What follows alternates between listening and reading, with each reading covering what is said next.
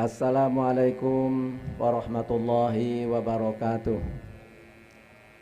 Selamat pagi, salam sejahtera bagi kita semua.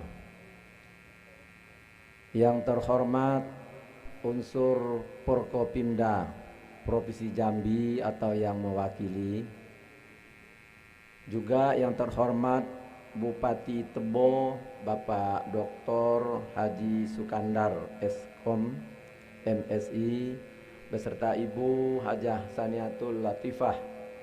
Beliau sekaligus anggota DPR RI Komisi 9. Ini sudah 2 periode nih beliau menjadi DPR RI.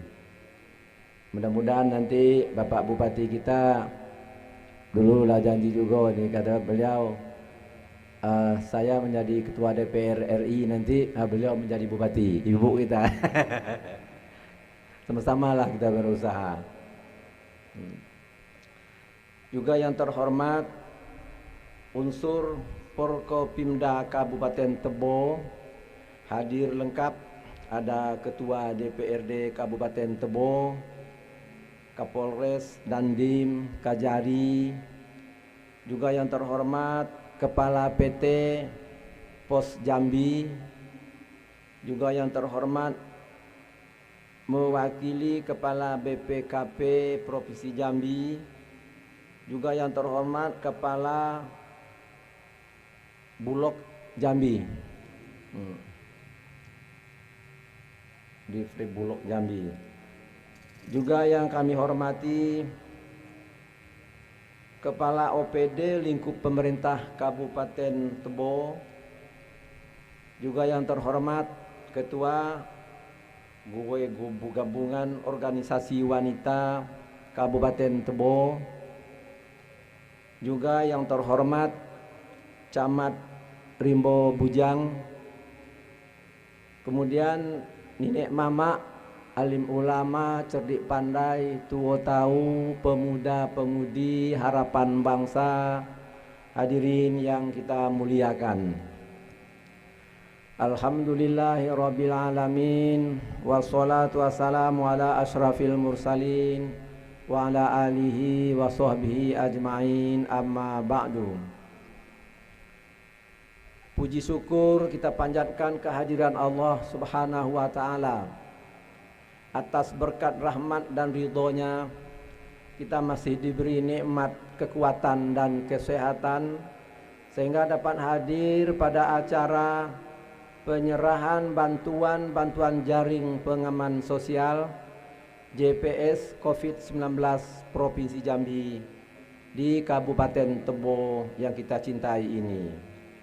Salawat dan salam kita aturkan kepada junjungan kita Nabi besar Muhammad sallallahu alaihi wasallam. Allahumma sholli alaihi. Semoga kita semua termasuk golongan yang memperoleh syafaatnya di yaumil mahsyar kelak. Amin ya rabbal alamin. Hadirin yang kami banggakan, sebagaimana kita ketahui bersama, saat ini kasus pasien positif COVID-19 terus meningkat dengan ditemukannya indikasi penyebaran dari berbagai klaster yang mesti kita antisipasi bersama penularannya. Tentunya melihat kasus COVID-19 yang semakin meningkat saat ini, walaupun mungkin di daerah kita boleh dikatakan tidak, tapi di tempat lain, di Indonesia lain.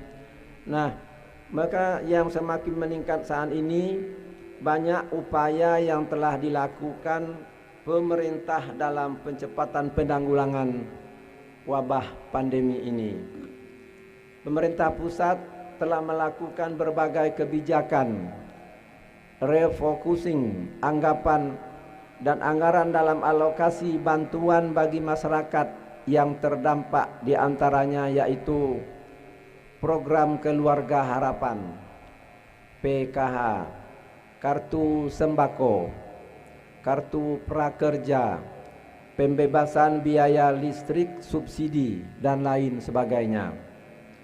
Sejalan dengan itu juga pemerintah Provinsi Jambi melakukan berbagai kebijakan dalam percepatan penanggulangan COVID-19 ini dengan mengalokasikan anggaran dalam penyediaan bantuan kesehatan dan jaring pengaman sosial, social safety net bagi masyarakat yang terdampak atau memiliki resiko sosial akibat COVID-19 sebanyak 30.000 sebesar Rp600.000 per rumah tangga yang tersebar di 11 kabupaten kota dalam Provinsi Jambi.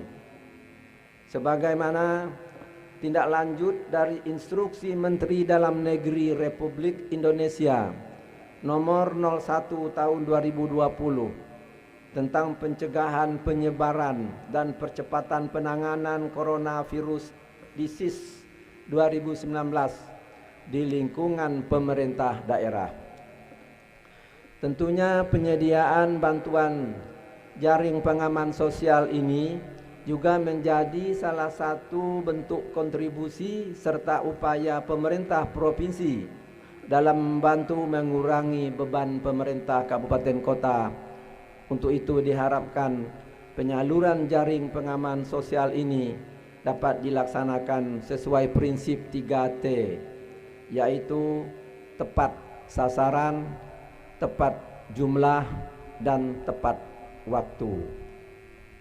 Hadirin para undangan yang berbahagia, perlu menjadi perhatian bahwa pemerintah provinsi telah melakukan kerjasama dengan pemerintah Kabupaten Tebo dalam menetapkan besaran alokasi keseluruhan calon bantuan JPS COVID-19 ini. Dapat disampaikan jumlah alokasi daftar calon penerima bantuan Kabupaten Tebo yaitu sebanyak 1.711 rumah tangga, di mana penetapan kriteria penerima bantuan telah dilaksanakan dengan memperhatikan hal-hal sebagai berikut. 1. Mempertimbangkan resiko terjadinya tumpang tindih, double counting, dan ketidak tepat sasaran bansos, baik itu yang bersumber dari APBN, APBD Kabupaten, SAR swasta, dan pihak lainnya. Kedua, memperhitungkan rasio penduduk miskin. 3. Memperhitungkan sektor-sektor lapangan usaha di tiap kabupaten kota dan jumlah tenaga kerja yang mungkin terdampak secara langsung dan tidak langsung. Serta 4. Memperhitungkan dan melakukan prognosis atas dampak perlambahan pertumbuhan ekonomi tiap kabupaten kota se-Provinsi Jambi selama tahun 2020 yang tadi disebut Mei, Juni, Juli, kan gitu. Selain itu juga penentuan daftar calon penerima bantuan JPS ini juga dilaksanakan sesuai dengan surat edaran KPK nomor 11 tahun 2020 tanggal 21 April 2020 tentang penggunaan data terpadu kesejahteraan sosial dan data non-DTKS dalam pemberian bantuan sosial kepada masyarakat dan keputusan kepala daerah di masing-masing kabupaten kota dalam Provinsi Jambi. Memang dulu disebut oleh OPD kami, banyak mereka yang beribu hati, orang-orang masyarakat, kok baru kini baru diberikan sembako itu. Nah, karena memang Bapak Presiden zaman itu dalam kondisi juga belum ada ini gitu, nah baru-baru inilah. Jadi oleh karena itu, nah jadilah Mei, Juni, Juli. Mestinya kan mungkin dari Januari akan atau Februari gitu. Saya berharap dengan besaran jumlah alokasi calon penerima bantuan jaring pengaman sosial yang ada di masing-masing kabupaten kota, khususnya di Kabupaten Tebo, dapat secara bertahap disalurkan kepada masyarakat dengan tetap berpegang teguh pada kebijakan sosial dan physical distancing. Semoga melalui bantuan ini juga dapat membantu meringankan beban masyarakat Provinsi Jambi yang terdampak saat ini. Alhamdulillah. Terakhir, saya menghimbau agar masyarakat di Kabupaten Tebo dapat mematuhi himbauan pemerintah untuk selalu hidup bersih dan sehat. Saya ulangi lagi, saya menghimbau agar masyarakat di Kabupaten Tebo dan katakanlah provinsi kita Jambi khususnya itu dapat mematuhi himbauan pemerintah untuk selalu hidup bersih. Nah inilah. Jadi kadang-kadang baju seminggu dipakai-pakai terus. Apalagi tapi alhamdulillah anak-anak sekarang hari ini sudah baju, besok berhari akan gitu tuh. Kalau dulu dua bau jadinya. Saya ini tidak mau juga bau, pusing kepala saya nanti. Kayak begitu. Nauzubillah min dzalik. Tapi alhamdulillah sekarang lah hebat. Karena jualan-jualan pakaian pun tidak terlalu mahal. Berutang pun tidak apa-apa. Jadi tadi disebut mematuhi himbauan pemerintah untuk selalu hidup bersih. Nah, bersih itu macam-macam dan sehat sesuai dengan standar dari kesehatan untuk mencegah penularan virus COVID-19 yang lebih luas lagi. Semoga wabah pandemi ini cepat segera berlalu dan dijauhkan dari bumi yang bagi kita untuk kejahilan dan kejahatan. Maka mohon maaf, saya selalu dulu sebagai wakil gubernur, kami dengan Bapak HBA gubernur. Kemudian saya dengan Bapak Zumi Zola, yang mungkin nasib malang kondisi. Maka oleh KPK kita asli Jambi, beliau juga sampai kita merasa ketakutan. Memang inilah, hati-hati ya, hati-hati. Jambi nanti hancur nanti, kata beliau. Hancur nanti kalau kamu kurang jujur, kurang ini lagi. Inilah. Jadi oleh karena itu kita memang sudah mengingat sifat sidik tabligh amanah fatonah. Jadi memang fatonah itu dia pintar, orangnya cerdas, tapi otaknya ini permainannya. Nauzubillah min dzalik. Inilah yang menakuti kita. Tapi insya Allah Bapak KPK kita yang baru, Abdurrahman, itu apa nama beliau ya? Abdullah Haris. Beliau baru, sekarang lah pindah di Riau. Maka KPK kita masih KPK kita lama, Pak Joki yang ini. Inilah kami sangat berharap sekali kepada semua masyarakat, kalau umpamanya dia pengusaha, maka dia ingin proyek-proyek, silakan aja, laporlah sama saya sebagai gubernur. Ini kan nyebut pula nanti, wah gubernur tuh hebat, apa yang hebat? Mobil mana? Kan begitu. Tidak punya pesawat pula kami tidak, akan begitu. Inilah, jadi oleh karena itu maka masyarakat kita harus jangan malu-malu, jangan takut, jangan heran dengan ini, tanyalah, berinilah sama saya. Kalau ketemu, apalagi di sini, memang sudah dulu saya tahun 1984 ini gedung ini Bapak barang kita abang apa nama dia? Nah lupa saya. Pak Rahman. Bukan. Beliau memang dia orang Tanjung Jabung dan bapak namanya abang tuh. Orang rumah istrinya orang kita Bungo. Nah itu kan ada hotelnya, Bang. Bang Lahik, Khalid Abdul Rahik. Maka saya dulu menjadi apa nama saya?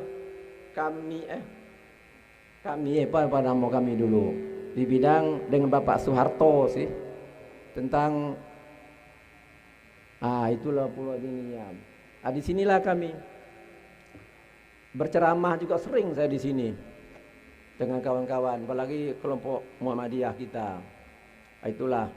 Maka ada semayang, ada yang semayang zuhur pada bulan Ramadan, ada yang 20, ada yang 8. Tidak apa-apa. Silakan, tidak apa-apa, jangan. Tapi kini alhamdulillah sudah hebat, sudah aman dan tenteram semua kita. Baiklah. Ini ada pantun ini ya. Ya, pantun adalah sering juga lah, Bapak Bupati kita lah sering mendengar baca pantun saya tu. Cuma dan lain-lain. Abdul Syukur pergi mengaji supaya pintar membaca Al-Quran. Mari bersyukur kepada Ilahi, mudah-mudahan pekerjaan kita ini diberkahi Tuhan. Nak duo pantun beriring Melayu Jambi. Tumbuk tebing serampit 8, tarian anak Jambi galonyo. Kalau ada yang salah tolong dimaafkan, kalau ada yang kurang tukukkan juga. Tukuk tu ditambah.